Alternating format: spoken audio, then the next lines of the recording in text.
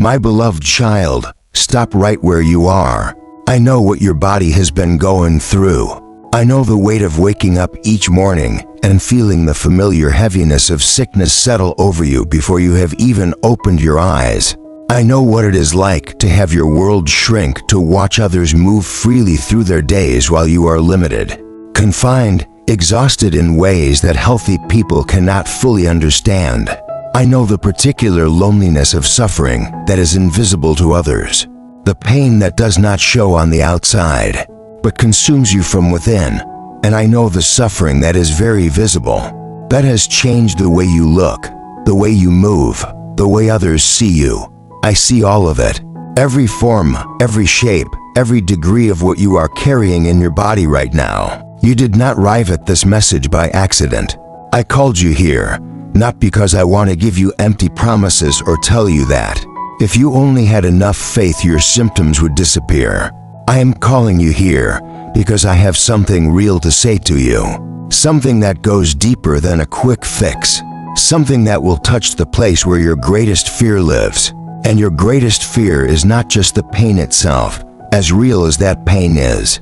Your greatest fear is what the sickness means, whether it is going to take something from you permanently, whether it is going to win, whether I am present with you in this, or whether you have been fighting this battle entirely alone.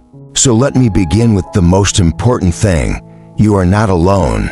Not for a single moment of this illness have you been alone. I have been in every doctor's office with you. I have been present in every sleepless night when the pain was loudest and the fear was darkest. I have heard every prayer you prayed, the desperate, tear-soaked ones, and the barely there whispers when you had no energy left for words. I have been present in the waiting rooms, in the test results, in the long silences between diagnosis and answers.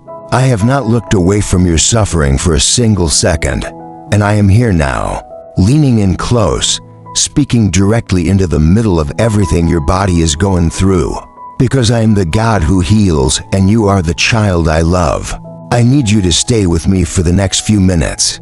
Do not let the familiar resignation pull you away. The part of you that has heard words about healing before and is protecting itself from another disappointment. I understand that guardedness. I understand what it has cost you to hope and to pray and to believe, and to still be in the same body, still facing the same diagnosis, still waiting. I do not minimize that experience or ask you to pretend it did not happen, but I am asking you to open just enough space in your heart to hear what I have come to say today. Because what I want to speak into your life is not a formula or a guarantee written in the terms the world understands. It is the word of the living God, spoken into the specific circumstances of your specific suffering, with the full weight of my love and my power behind it. Sickness is one of the most isolating things a human being can experience. It creates a gap between you and the healthy world around you that grows wider the longer it continues. People who have not experienced serious illness do not always know what to say, and sometimes their words, though well-intentioned, land as hollow, or worse, as accusations. You have probably heard things like, "Just have more faith," or "God must be teaching you something," or "Everything happens for a reason." And while some of those things contain fragments of truth, they are often spoken in ways that add weight to an already crushing load. And so you have sometimes stopped talking about stopped letting people see how hard it really is, and carried the full weight of it alone. But today I am creating a space where you do not have to perform strength you do not have. You can be exactly as weak, as tired, as frightened as you truly are, because I am strong enough for both of us. My child, I want to go beneath the surface of the physical symptoms and speak to what sickness has taken from you beyond the obvious, because illness never just takes health. It takes other things, things that are rarely spoken about, but that represent a profound and ongoing grief for those walking through extended seasons of physical suffering. And I want you to know that I see those losses too, not just the diagnosis, not just the symptoms, but the full landscape. of what this has cost you. Sickness takes your sense of normalcy. It takes the version of your life that existed before the first symptom, before the first diagnosis, before your body became something you had to manage rather than simply live in. You remember what it was like to wake up and not immediately think about how to feed. You remember what it was like to make plans without wondering whether your body will cooperate. You remember a simpler relationship with your own physical self, and you grieve that simplicity even when you do not have words for the grief. I see that loss. It is real, and it matters, and you are allowed to mourn it. Sickness takes your sense of identity. When your body is consistently not doing what you need it to do, it begins to affect the way you see yourself, not just physically but fundamentally. You begin to define yourself by your limitations rather than your possibilities. You begin to see yourself as a burden to the people who love you, as someone who cannot contribute what they once did, as a diminished version of who you used to be. And that internal shift, from seeing yourself as capable and whole to seeing yourself as sick and limited, is one of the most painful and least discussed aspects of long-term illness. My child, I need to speak truth into that place. You are not your diagnosis. You are not your limitations. You are not a burden. You are my child, formed with intention, held with love, and your worth has not decreased by a single fraction because your body is struggling. Sickness takes your plans, the future you had imagined, the things you were going to do, the places you were going to go, the version of your life you had been building toward. Illness can feel like it has reached in and erased it all.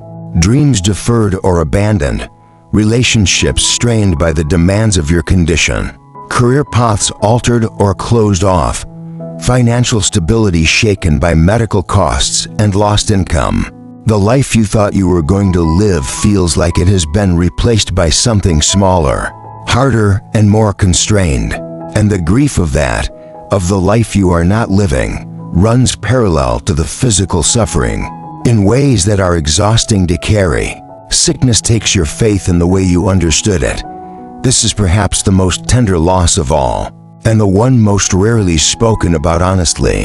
When you prayed for healing, and healing did not come in the way or the timing you expected, something shifted in your understanding of me. Questions rose that you are afraid to voice out loud because they feel dangerous. Is God really good? Does He really heal? Does my faith actually matter? Why does it seem like others receive miracles while I continue to suffer? These are not faithless questions. They are the honest cries of a heart that has been tested beyond what it expected to endure. And I am not frightened by those questions. I do not turn away from them or from you for asking them. I lean in closer, because a heart that is honest with me about its doubts is a heart I can actually reach. I also want to speak to those of you who are not sick yourselves, but who are watching someone you love suffer.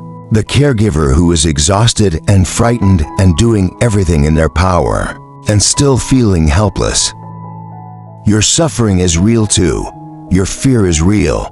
Your grief for the person you love is real. And I see you in it. Not just the person who is ill, but you, the one loving them through it. And I am speaking to you too today. The parent watching a child in pain. The spouse sitting beside a hospital bed day after day. The friend who does not know what to say but shows up anyway. I want to speak now to the specific lies that sickness plants in the human heart, because they are not random. They are targeted accusations designed to separate you from the very source of your healing. Every lie sickness tells you is aimed at one thing, keeping you from truly believing that I am who I say I am and that I can do what I have promised to do. So I am going to name them, address them, and replace them with the truth that has the power to set you free.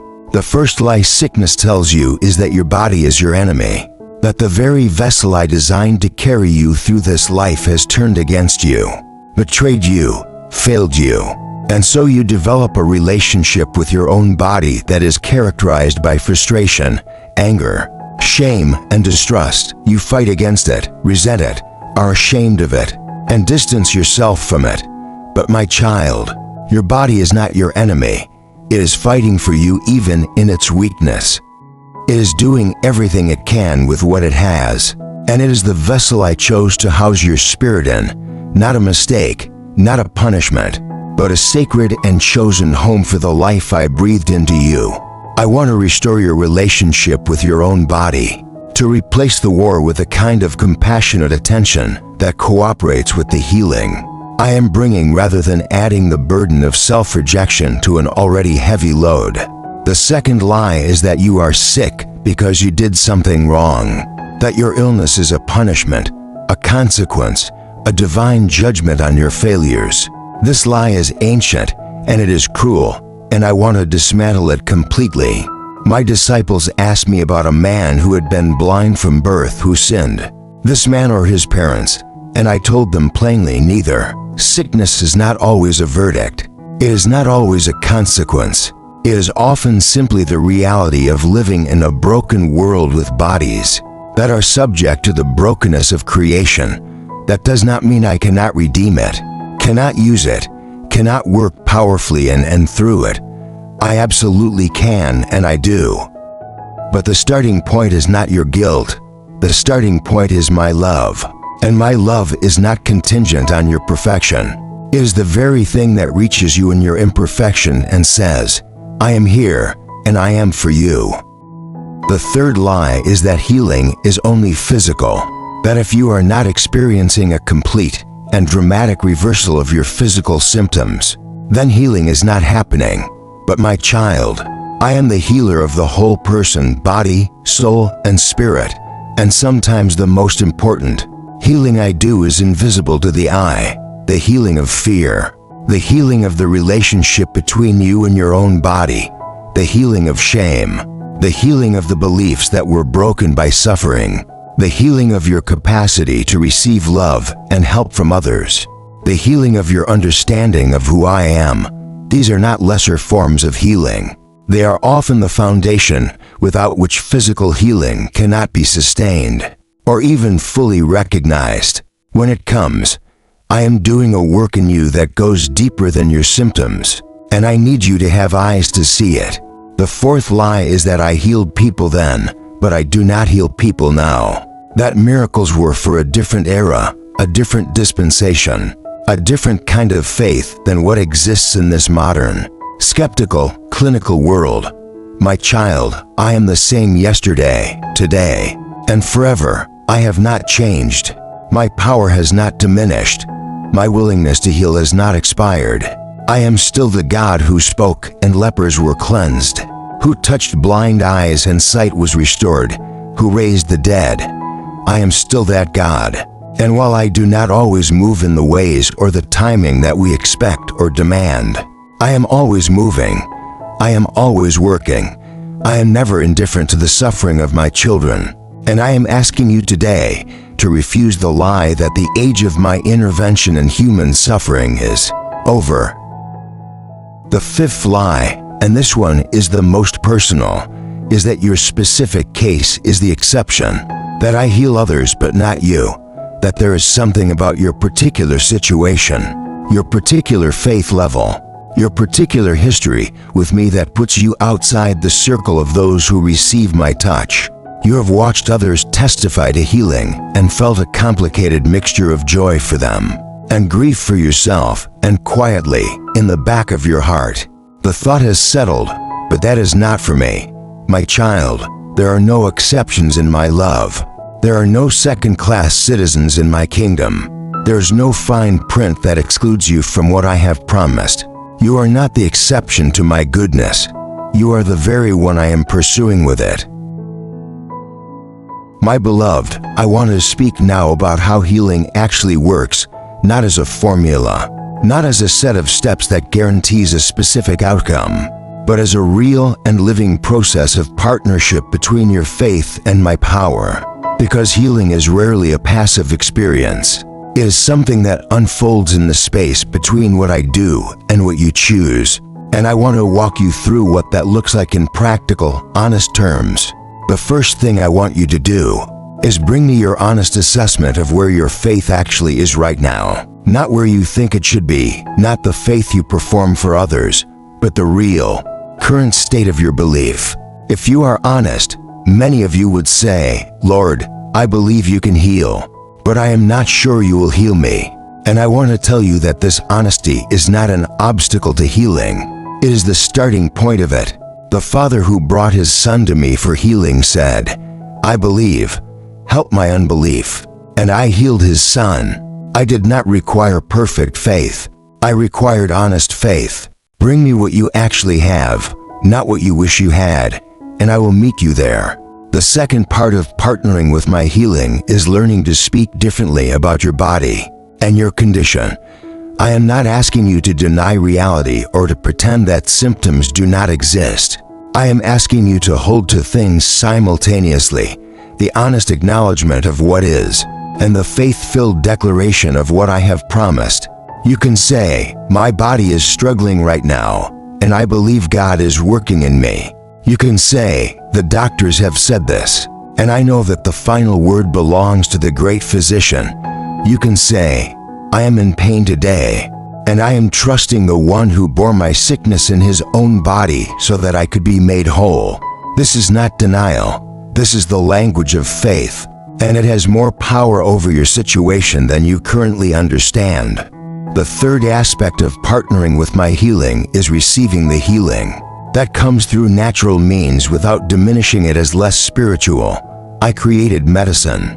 I created the human minds that discovered treatments and developed therapies and found ways to help suffering bodies.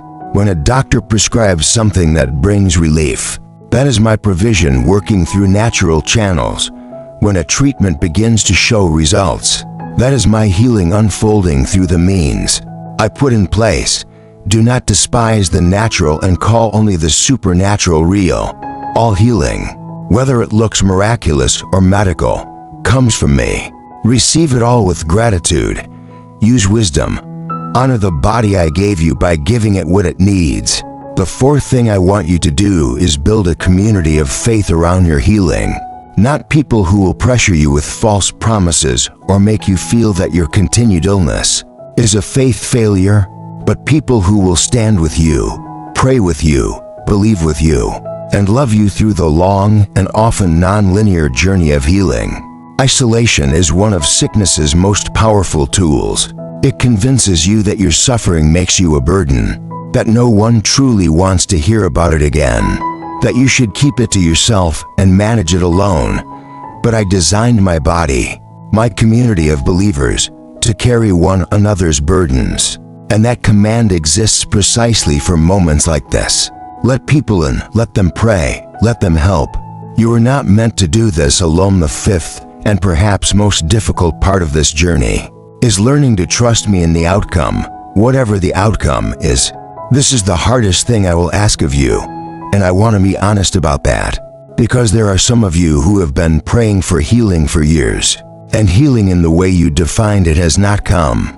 And I am asking you to trust me anyway, not blindly, not without wrestling, not without honest and even anguished conversation with me about why, but ultimately, to arrive at a place where you can say, "Lord, I do not understand your ways, but I trust your heart. I do not understand this timeline, but I believe you are good. I do not understand why this has been allowed, but I know that nothing, not sickness, not suffering, not even death, can separate me from your love." That surrender is not defeat. It is the deepest and most costly form of faith, and I honor it more than you know. My beloved child, I want to speak now about what I am doing in this season of your suffering, because I am doing something. I am not a passive observer of your pain. I am not standing at a distance waiting for the right moment to intervene. I am actively, purposefully, lovingly at work in the midst of every moment of your illness. And I want to give you eyes to see it even when the symptoms tell a different story. I am deepening you. Suffering that is surrendered to me does something in the human spirit that nothing else can replicate. It creates a depth of compassion, a quality of empathy, an understanding of human fragility and divine faithfulness that simply cannot be produced any other way. The person you are becoming in this season If you are allowing me into it rather than shutting me out, is someone with a capacity to touch other suffering people that you would not have had if you had never suffered yourself. I am not saying the sickness is good. I am saying that I am working good through it, and that is a very different thing. I am stripping away what was not essential. Sickness has a way of clarifying what truly matters. It removes the noise of busyness and productivity and performance and leaves you with the essential things: love, presence, relationship, faith, things that you may have been moving too fast to fully appreciate before the season began. I am not saying I sent this illness to teach you a lesson. I want to be clear about that, but I am saying that in the reality of it, I am using it to draw your attention to the things that are eternal and imperishable, to shift your grip from the temporary to the permanent. And that shift is one of the most valuable things a human soul can experience. I am building a testimony in you. What you are walking through right now, as painful and as long as it has been, is becoming a story.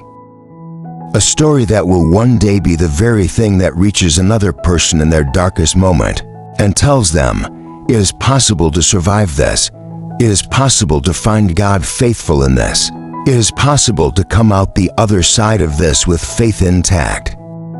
Deeper, even, than it was before, your suffering is not just personal. It is being woven into something larger, something that will touch lives you cannot currently imagine, through words you have not yet spoken and a testimony you are still living. And now I want to speak directly to your healing, not in vague and general terms, but with the specificity and the authority of the one who formed your body, who knows every cell of it, who designed it to function in wholeness, and who has never stopped wanting that wholeness for you. I am speaking healing over you right now, over the diagnosis that has felt like a life sentence, over the symptoms that have become so familiar you have started to accept them as permanent, over the fear that has wrapped itself around your body and convinced you that this is simply your new reality.